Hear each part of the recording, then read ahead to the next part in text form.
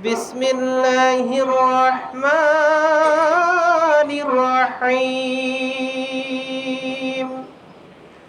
كتب عليكم الصيام كما كتب على الذين من قبلكم لعلكم تتقون. قال الله تعالى في شان حبيبه ونبيه إن الله وملائكته يصلون على النبي يا أيها الذين آمنوا صلوا عليه وسلموا تسليما. اللهم صل على سيدنا مولانا محمد وعلى آل سيدنا شافعنا محمد. কায় মনোভাবকে প্রাণ খুলে হৃদয় উজাড় করে, কারণ মদিনাওয়ালা মদিনায় শুয়ে আছেন, দুরূদ শরীফ পড়লে আল্লাহ তাআলা তার রূহ তাকে ফিরিয়ে দেন যাতে করে জবাব দিতে পারেন। তাহলে পৃথিবীর সব ইবাদত কবুল হবে কি হবে না এর কোনো নিশ্চয়তা নাই, কিন্তু দুরূদ শরীফ পড়লেই কবুল হয়ে যায়।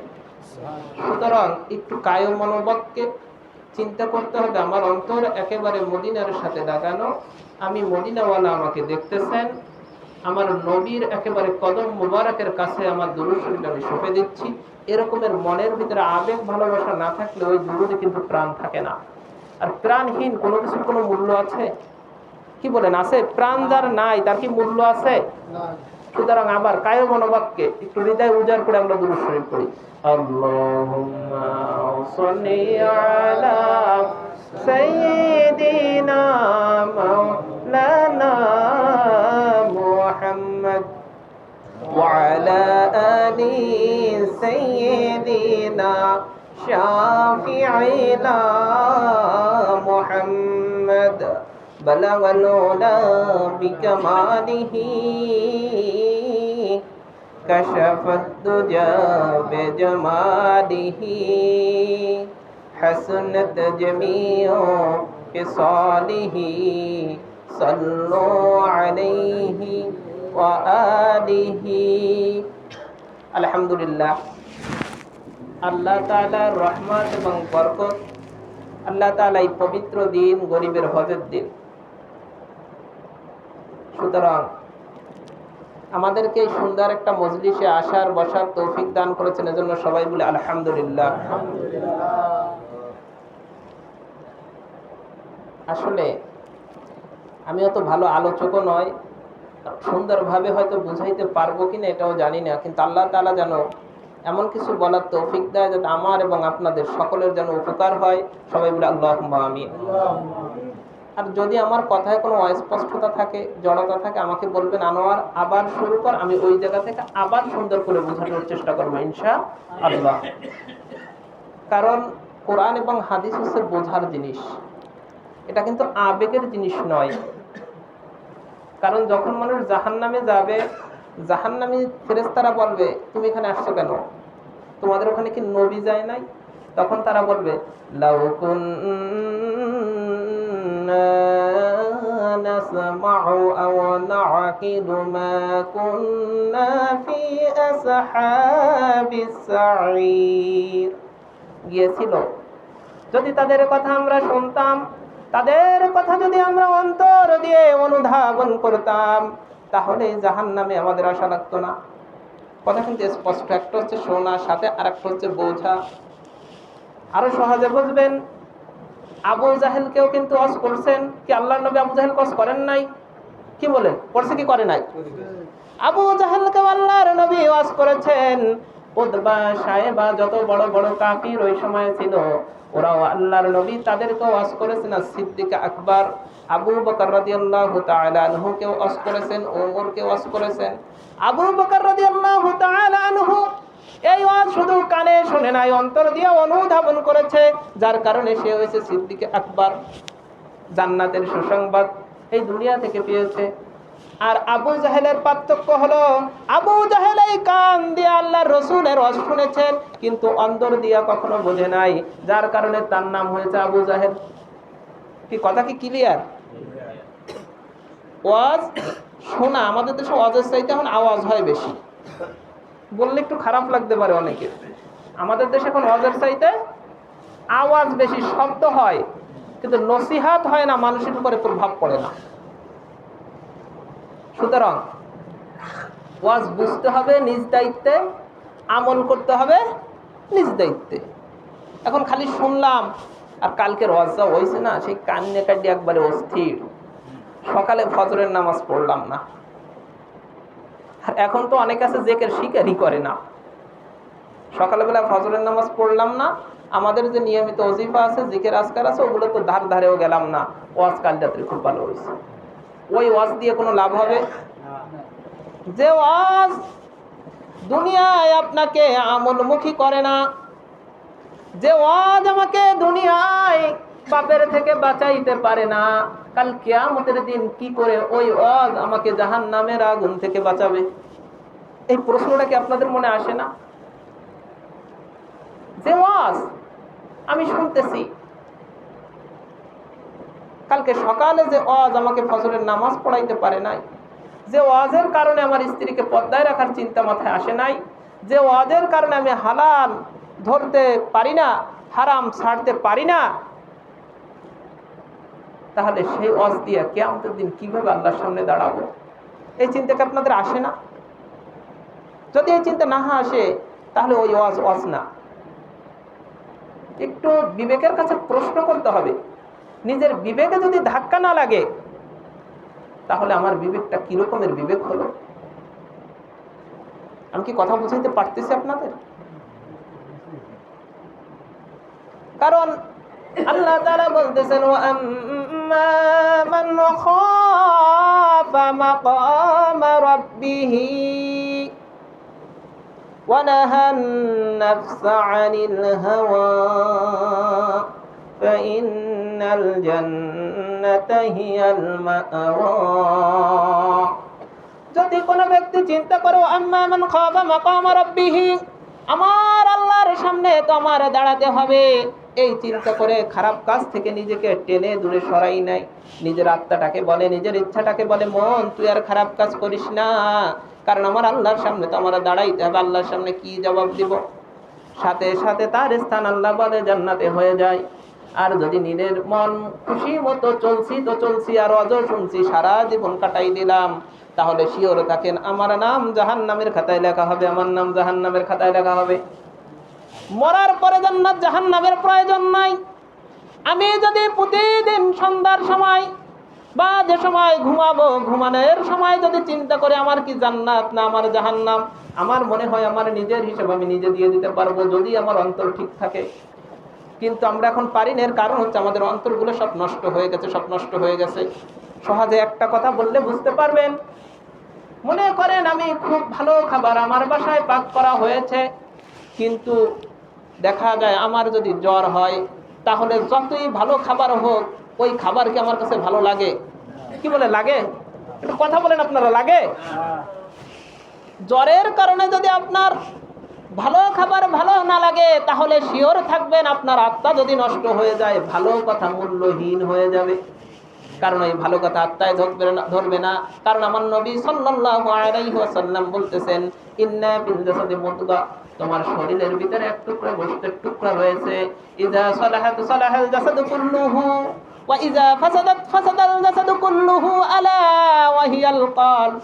জেনে রাখো, তোমার অন্তরে তোমার শরীরের ভিতরে এক টুকরা গোশত রয়েছে, ওইটা যদি সুন্দর হয় তোমার সমস্ত শরীর সুন্দর হয়ে যাবে, আর ওইটা যদি বিশৃঙ্খল হয়ে যায় তাহলে তোমার সমস্ত শরীর বিশৃঙ্খল হয়ে যাবে। এই কথাটা বোঝাইতে যে আল্লামা ইমাম ইবনে রজব হাম্বলি রাহমাতুল্লাহ আলাইহি উদাহরণ দিয়েছেন, অন্তর হয়েছে একজন রাজা। অন্তর কি একজন? আর সমস্ত অঙ্গ প্রত্যঙ্গ হয়েছে তার সৈন্যবাহিনী। যদি কোনো ব্যক্তি সৎ হয়ে যায়, যদি কারো অন্তরটা ঠিক হয়ে যায়, রাজা যেরকমের সৈন্যকে ভালো আদেশ করলে সৈন্যবাহিনী ভালো কাজ করে, আর রাজা যদি খারাপ হয়ে যায়, রাজা যদি পাপিষ্ট হয়, সে যখন আদেশ করে খারাপ আদেশ করে, সাথে সাথে তার সৈন্যবাহিনী খারাপ কাজ করে। অনুরূপভাবে অন্তর যদি ভালো হয়ে যায়, তখন ওই অন্তর থেকে সমস্ত অঙ্গ প্রত্যঙ্গকে ভালো কাজের জন্য বলবে, সাথে সাথে সমস্ত অঙ্গ প্রত্যঙ্গ ভালো কাজ করবে।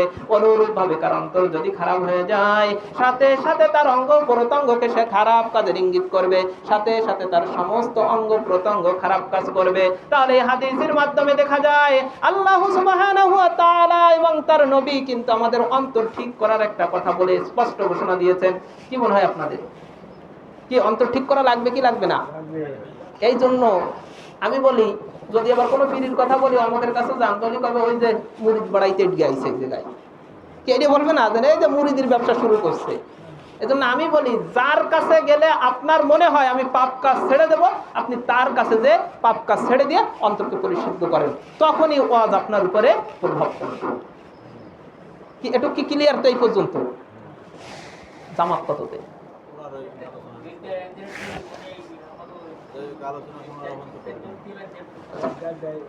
এবার আসেন, আল্লাহ সুবহানাহু ওয়া তাআলা পবিত্র কালামের ভিতর বলতেছেন, কুতিবা আলাইকুমুস সিয়ামু কামা কুতিবা আলাল লাযীনা মিন ক্বাবলিকুম লাআল্লাকুম তাত্তাকুন। আল্লাহ সুবহানাহু ওয়া তাআলা বলতেছেন, আমি তোমাদের উপরে রোজা ফরজ করেছি যেমনি ভাবে ফরজ করা হয়েছিল তোমাদের পূর্ববর্তীদের উপর। কিন্তু এখন কথা হচ্ছে রোজার উদ্দেশ্য কি? আল্লাহ তাআলা আয়াতের শেষে বলছেন লাআল্লাকুম তাত্তাকুন, যাতে করে তোমরা আল্লাহ ভীতি অর্জন করতে পারো, আল্লাহর ভয় অর্জন করতে পারো। এখন কথা হচ্ছে আল্লাহর ভয় বলতে কি বোঝায়? আল্লামা রাগিব ইসফাহানী রাহমাতুল্লাহ আলাইহি তিনি বলছেন এই আয়াতের ব্যাখ্যায়, তাকওয়ার ব্যাখ্যায় তিনি বলছেন, মা ইয়াজতানিবু আনিল কাবাইর, যে জিনিসটা মানুষকে কবিরা গুনাহ থেকে মুক্ত রাখতে পারে সেইটা হচ্ছে আল্লাহর ভয়। এখন তো একটু চিন্তা করেন, আমি আল্লাহকেও মানি, সাথে সাথে স্মার্টফোনে আমি ইউটিউবের নাটকও দেখি, তাহলে কি আমার ভয় আছে আল্লাহর? আমি আল্লাহকে মানি, মোবাইলে এই বাদখালি বাজারে বসে বলে চিন্তা করিস না আমি দেপাড়া বাজারে, তাহলে ওর ভিতরে কি আল্লাহ ভীতি আছে? মুসলমান সমাজে ব্যবসায়ের ক্ষেত্রে মালে ভেজাল দেয়, আল্লাহ বলছেন ওয়াইলুল লিল মুতাফফিফিন, যারা ওজনে কম দেয় এবং নেয়ার সময় ওজনে বেশি আনে ওদের জন্য ধ্বংস। তাহলে সে কি আল্লাহকে ভয় পায়? তাহলে আল্লাহ বলল রোজা রাখার কারণে তাদের ভিতরে আল্লাহর ভয় তৈরি হবে। তাহলে দেখা যায় রোজাদার মানুষ গুনাহে ও করতেছে, তাহলে কি বোঝেন এই ঘোষণার সাথে কি আমার বাস্তবতা মেলে? কি বলেন, মেলে? কেন মেলে না? আমি কি প্রশ্ন বুঝাইতে পারতেছি? তো আল্লাহ বললেন যে রোজা রাখবে, সহজ কথা সে পাপ কাজ ছেড়ে দেবে, আর ওই এক মাস যদি পাপ কাজ ছাড়ার একটা অভ্যাস হয়, বাকি 11 মাস ওই যে ব্যাটারি চার্জ দেওয়ার মতো ওই চার্জে চলবে ইনশাআল্লাহ। তা আমার তো রোজার সময় চার্জ ফিউজ, লাইট জ্বলে না, তাহলে আমার চার্জ কি ঠিক মতো হয়েছে? এর কারণটা কি? তাহলে এই কারণটা তো আগে বুঝতে হবে, কি তাই না? কারণ বাজারে যাবেন, ব্যাগের যদি তলে ছেঁড়া থাকে যতই বাজার করেন লাভ হবে? আগে কি করতে হবে? ছেঁড়া আটকাইতে হবে, এরপরে আপনি যা কিনবেন তাই ব্যাগে থাকবে। অনুরূপভাবে রোজা ছিদ্র হয়ে যাবে। আল্লাহ রসুল বলছেন না সওমু জুন্নাতুন, রোজা হচ্ছে তোমাদের ঢাল স্বরূপ। কিন্তু আমরা তো রোজাটারে ঢাল, যারা মারামারি আগে করতো এখনো অনেক জায়গায় করে, ঢাল যদি ছিঁড়ে যায়, ভেঙে যায়, ফেটে যায়, ওই ঢাল দিয়ে কি আর কাজ হয়? কি বলেন, হয়? তা আমরা তো ঢাল ফাটাই ফেলছি, রোজাগুলোকে চটচট করে ফাটাই ফেলছে, এই কারণে আমার রোজায় কাজ হয় না। রোজা আমি রাখি কিন্তু পাপ কাজ আমি ছাড়ি না। এর কারণ হচ্ছে আমার রোজা আল্লাহর রাসূল যেভাবে রাখতে বলেছেন আমার রোজা সেই রোজা হয় না। এবার একখানা হাদিস থেকে আলোচনা করলে আরো সহজ হয়ে যাবে। ওয়ান ইবনে আব্বাস রাদিয়াল্লাহু তাআলা আনহু قال قال رسول الله صلى الله عليه وسلم ان رجلين صليا في صلاه الظهر। দুইজন হযরত আব্দুল্লাহ ইবনে আব্বাস রাদিয়াল্লাহু তাআলা আনহু হইতে বর্ণিত, তিনি বলতেছেন দুইজন ব্যক্তি যোহর অথবা আসরের নামাজ পড়লেন। কানা সাইমাইন, তারা দুইজন রোজাদার ছিলেন। ফালাম্মা ক্বাদান নবী সাল্লাল্লাহু আলাইহি ওয়াসাল্লাম সালাত, আল্লাহর নবী নামাজ শেষ করলেন। ক্বালা এরপরে বললেন আইদু উযুআকুমা ওয়া সালাতাকুমা, তোমরা পুনরায় যাও, উযু করো, আবার নামাজ পড়ো। এরপরে বললেন ওয়া আমদিয়া ফি সাওমিকুমা, তোমাদের রোজাটা যে অবস্থা আছে এটা পূর্ণ করো, এখন রোজা ভাঙার দরকার নাই, তোমরা এই রোজাটা যেভাবে আছে ইফতার পর্যন্ত রোজাটা সেইভাবে রাখো। ওয়া কদিয়া হু ইয়াওমান আখার, আর অন্য দিন তোমার রোজাটা তুমি কাজা করিয়া নেবা। তাহলে এখন একটু বলেন, আমি রোজা রইছি, এই ভাই আমারে মনে করেন নামাজ পড়ে বলল আনোয়ার যাও তুমি আবার এই রোজা রাখবা, উযু করে নামাজ পড়ো, তাহলে বললে কি মনে মনে আমার একটা প্রশ্ন জাগবে না, ভাই এই কথাটা কেন বললেন? জাগবে না? ওয়ালা লিবা ইয়া রাসূলুল্লাহ, সাথে সাথে আল্লাহর নবীর ওই দুই সাহাবী বলল, হে আল্লাহর রাসূল, আমরা কি কাজ করেছি, কেন এই ঘোষণা আপনি দিলেন? আল্লাহর রাসূল বললেন ইগতাবাতুম ফুলানা, তোমরা অমুকের গীবাত করেছো, তোমরা অমুকের। তাহলে এই হাদিস থেকে স্পষ্ট প্রমাণ হয়ে যায়, যদি কোনো ব্যক্তি গীবাত করে তার নামাজ হয় না, তার রোজা হয় না। কি কথা বুঝাইতে পারতেছি? এখন তো প্রশ্ন আরেকটা, তাহলে গীবাত কি জিনিস? গীবাত এইটা বুঝতে হবে তো, ওদের সিকোয়েন্স ঠিক আছে তো, বুঝাইতে আগাইতে পারতেছি তো ঠিক মতো আপনাদের নিয়ে। আমি দেখা গেল আমি বলে গেলাম, আপনাদের মাথার উপর দিয়ে গেল, তাহলে আমার ওইখানে এসে কষ্ট করে লাভ নেই, আর আপনাদের আগে এসে বসেও কোনো লাভ নেই। আগেই বলছি, কথা কিন্তু অন্তরে ধারণ করতে হবে। তাহলে এবার আসেন গীবাত কি। وعن أبي هريرة رضي الله تعالى عنه قال قال رسول الله صلى الله عليه وسلم أتدرون الغيبة, আল্লাহর নবী সাহাবী হযরত আবু হুরায়রা রাদিয়াল্লাহু তাআলা আনহু বললেন, আল্লাহর রাসূল সাহাবীদের মজলিসে বলতেছেন, তোমরা কি জানো গীবাত কি? ক্বালু, তখন সাহাবীরা বলল, আল্লাহু ওয়া রাসূলু আলাম, আল্লাহ এবং তার রাসূল ভালো জানেন। তখন আল্লাহর রাসূল বললেন, যিকরুকা আখাকা বিমা ইয়াকরাহু, তোমার ভাইয়ের সম্পর্কে এমন কথা বলা যা সে অপছন্দ করে। কিলা, তখন সাথে সাথে সাহাবীরা বললেন, আফারু আইতা, হুজুর আপনার মতামত কি? ইন কানা ফি আখি মা আকুলু, আমি যা বলবো ওইটা যদি আমার ভাইয়ের ভিতরে থাকে, সেক্ষেত্রে হুজুর আপনার মতামতটা কি একটু বলেন।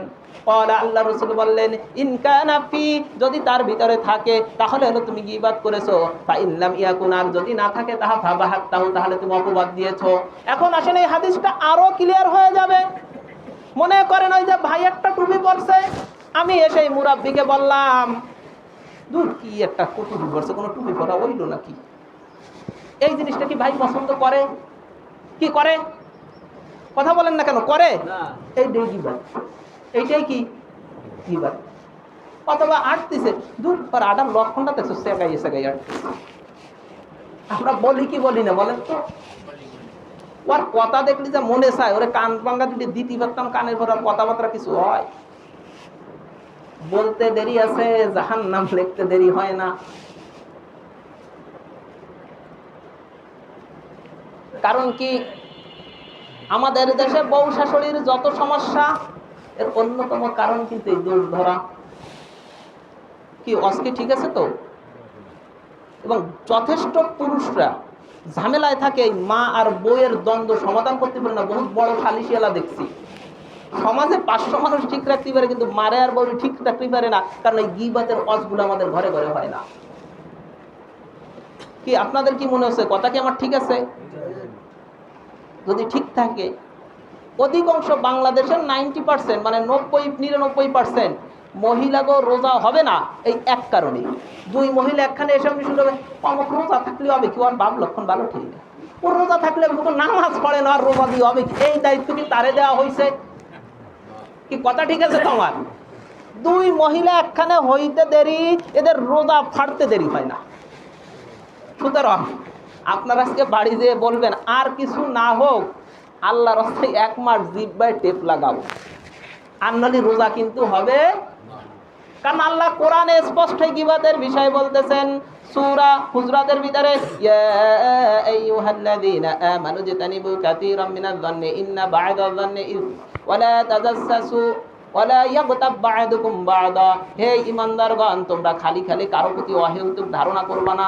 অনেক সময় তোমরাই অহেতুক ধারণা করো, এটা হচ্ছে পাপ। আর তোমরা মানুষের দোষ ত্রুটি খুঁজে বেড়াবা না, আর একে অপরের গীবাত করবা না। ঘোষণাকার, ঘোষণাকার। এইটা কয়জনে মানি? নামাজ পড়া আমাদের দেশে যেরকমের গুরুত্ব, হজের ব্যাপারে যেরকম গুরুত্ব, আমার আচরণটা যে নবীর মতো হবে এ ব্যাপারে গুরুত্ব নাই। কথা কি মিথ্যা বলছি নাকি? কারণ আজকে সময় নাই, তাহলে আলোচনা করা যাবে না। সুতরাং নামাজ খালি পড়লে হবে না, রোজা শুধু রাখলে হবে না, সাথে সাথে আমার আচার আচরণ কাজকর্ম মদিনাওয়ালা কামলেওয়ালার মতো হইতে হবে। নামাজ যদি আজকে পড়ি, নামাজ পড়া ভালো, জুমার নামাজ 10 রাকাত পড়াবো, কেউ আমার পিছনে পড়বেন? কেউ পড়বেন? কবেন এর মাথাটা পুরা নষ্ট। আর এরা যে খবর দিচ্ছে সে কি বোঝে না এই পাগলটারে নামছে কেন? তাহলে নামাজ যদি নবীর মতো হতে হয়, আমার আচার, আমার ব্যবহার, আমার প্রস্রাব, আমার পায়খানা, আমার লেনদেন, আমার ওযু, আমার গোসল সবকিছুই নবীর মতো কামদেওয়ালার মতো হতে হবে। তার মানে হচ্ছে সকালে ঘুম থেকে উঠে রাত্রে বেলায় ঘুমাইতে যাওয়ার পর্যন্ত যত কাজ করি সবকিছুর মডেল হবে আমার কামদেওয়ালা, আমার মদিনাওয়ালা। যদি না হয় তাহলে খালি নামাজ আর রোজা দিয়া মাপ পাবেন না, মাপ পাবেন না। এটুকু কি বোঝা গেছে? আল্লাহ আরো স্পষ্ট বলতেছেন, ওয়াইলুল লিকুল্লি হুমাযাতিল লুমাযা। ওয়াইলুন ধ্বংস, লি জন্য, কুল্লি প্রত্যেকের জন্য ধ্বংস হবে যারা মানুষের সামনে এবং পিছনে দোষ বলে। সামনে এবং পিছনে যারা দোষ বলে এদের কি হবে? ধ্বংস। দুনিয়া ওদের নষ্ট হবে, এরা অশান্তিতে ভোগবে, আখিরাতে এদের বরবাদ হয়ে যাবে, ঘোষণা আমার আল্লাহ। তাহলে কি সন্দেহ আছে? অনেক আবার ভাবলো কয় আমি অমুকের মুখের পরে উচিত কথা ছাড়া বলি না। সামনাসামনি দোষ বলতে কি আল্লাহ তাআলা উচিত কথা বলতে বলছে নাকি? গ্রামের মহিলাদের যত ঝগড়া ফ্যাসাদ এর অন্যতম দেখবেন এই সব লইয়ে জানে, মানে যার কোনো প্রয়োজন নাই তাই নিয়ে একজন আর একজনকে কইছে, অমুকরা আমার দোষ কইছে, সেই কইছে, সেই তো লাগিয়ে গেছে, কাপড় মাথায় বেরিয়ে ঝগড়া। পরে এই পুরুষগুলা বাড়ি এসে মাথা থাকে গরম, বলে অমুকের বউ এ কইছে, এরপর লাগে লাঠি নিয়ে বড় বড়, শেষে যায় মামলা। আর এই মারামারি হচ্ছে শয়তানের ইবাদত। ঝগড়া ফেসাদ কার ইবাদত? শয়তানের। আপনারা কি শয়তানের ইবাদত করবেন কি করবেন না এই সিদ্ধান্ত আপনার, আমার না।